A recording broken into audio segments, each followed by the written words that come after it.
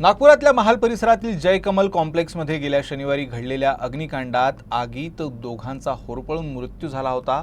या घटनेच्या तपासानंतर कॉम्प्लेक्समध्ये अग्निसुरक्षा नियमांचं उल्लंघन झाल्याची बाब समोर आली आहे।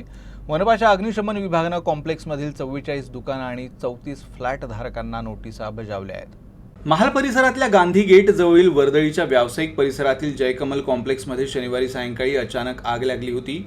या अग्निकांडात दोघांचा होरपळून मृत्यू झाला होता। या इमारतीत फायर सेफ्टी नियमांचं उल्लंघन झाल्याचं उघड झालंय।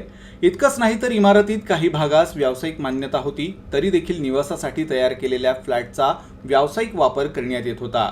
मंगळवारी मनपाच्या अग्निशमन विभागाकडून Maharashtra fire prevention and life safety measures ॲक्टच्या सेक्शन 6 अंतर्गत नोटीस जारी करण्यात आल्या।